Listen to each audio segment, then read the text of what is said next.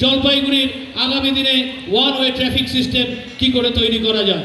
জলপাইগুড়ির মাটিতে শুধুমাত্র আমি চেয়ারে বসলাম বা সন্দীপবাবু ভাইস চেয়ারম্যান হলেন, এটাই বা আমাদের কাউন্সিলররা কেউ সিআইসি হলেন, এটাই শুধুমাত্র আমাদের একমাত্র লক্ষ্য হতে পারে না।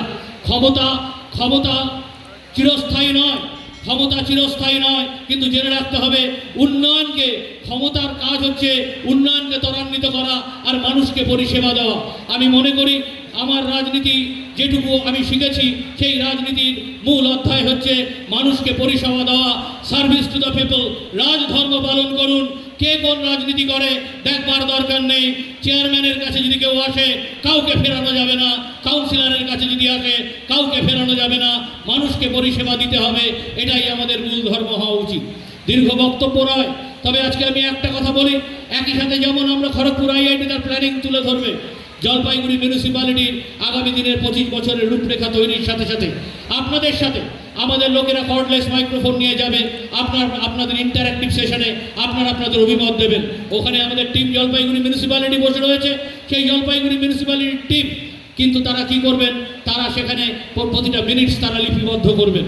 আজকে জলপাইগুড়ি শহরে, এটা সেই শহর যেই শহর অলিম্পিয়ান মণিলাল ঘটককে ফুটবলে জন্ম দিয়েছে, এটা সেই শহর যে ফুটবলের দিকপাল অলিম্পিয়ান রুনু গুহ ঠাকুর তাকে জন্ম দিয়েছে, এটা সেই শহর যে শহরে তিস্তাপাড়ের বৃত্তান্ত পড়ে রয়েছে, তার লেখক দেবেশ রায় হয়তো ইহলোক ত্যাগ করে চলে গেছেন, সেই দেবেশ রায়কে জন্ম দিয়েছে।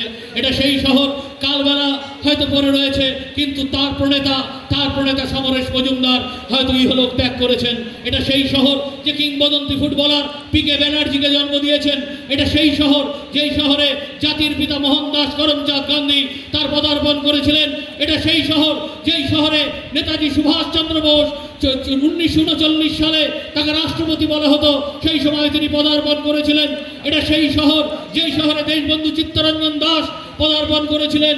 এটা সেই শহর যেই শহরের বুকে শরৎচন্দ্র বসু, নেতাজি সুভাষচন্দ্র বোসের দাদা, প্রথমবার দাঁড়িয়ে বলেছিলেন ব্রিটিশ তুমি ভারত ছাড়ো।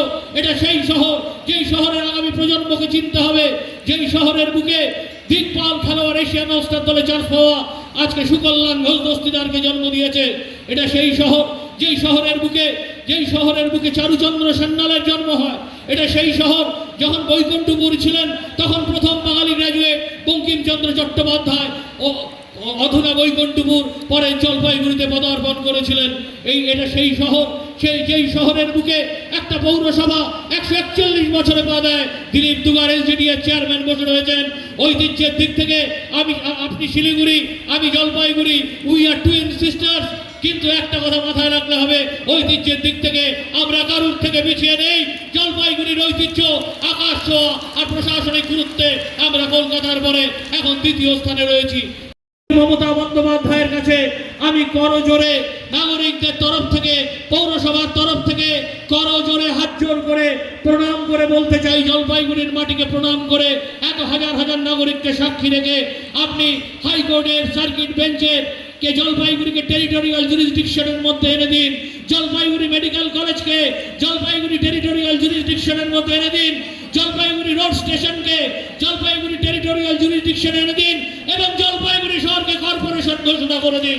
আগামী দিনে জলপাইগুড়ি শহরকে কর্পোরেশন ঘোষণা করুন। আজকের এই নাগরিক অধিবেশনে আমি আমার প্রথম প্রস্তাব জলপাইগুড়ির 44তম পৌরপিতা হিসেবে এই প্রস্তাব পেশ করলাম।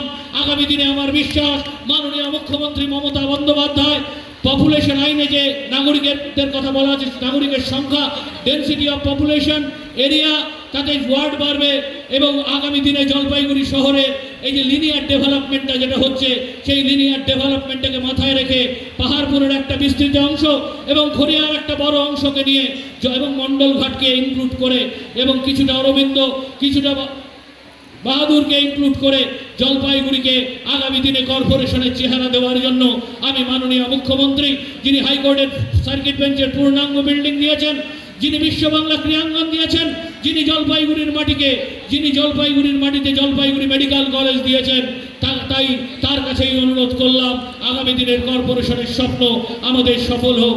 25 বছর পর হয়তো আমরা অনেকে থাকবো না, কিন্তু যারা থাকবেন তারা জেনে যাবেন যে 19শে ফেব্রুয়ারি একটা ঐতিহাসিক দিনে জলপাইগুড়ির নাগরিকরা সিদ্ধান্ত নিয়েছিল Jalpaiguri municipality will be converted to Jalpaiguri corporation, Jalpaiguri corporation and Jalpaiguri corporation, এবং আগামী দিনে তাকে সিলমোহর দেবেন মাননীয় মুখ্যমন্ত্রী মমতা বন্দ্যোপাধ্যায়। প্রদীপ প্রজ্বলনের মধ্য দিয়ে আজকে এই নাগরিক কনভেনশনের এই শুভ সূচনা হচ্ছে। সেই চেয়ারম্যান সৈকত চট্টোপাধ্যায় তিনি প্রদীপ প্রজ্বলন করছেন এবং এই মহতী নাগরিক কনভেনশনের শুভ সূচনা হচ্ছে। বহুদিন আগে নাগরিক কনভেনশন হয়েছিল, সেই কনভেনশনে আমরা তখন দেখেছি, কিন্তু আজকে এখানে এই নাগরিক কনভেনশনে বহুদিন বাদে এসে ভালোই লাগছে। বহু মানুষ এসছে, শুনলেন তাদের বক্তব্য, বিভিন্ন মানুষ তাদের চিন্তাধারা, বক্তব্য এবং অনেক অভিজ্ঞ মানুষেরা যারা মঞ্চে আসেন, যারা এই ব্যাপারে অভিজ্ঞ, তাদের বক্তব্য শুনলাম, ভালো লাগলো। আর প্রশ্ন হচ্ছে বাস্তবায়িত কীভাবে হবে। বাস্তবায়িত যদি হয় তাহলে নিশ্চয়ই জলপাইগুড়ির নিশ্চয়ই সুনাম বৃদ্ধি হবে।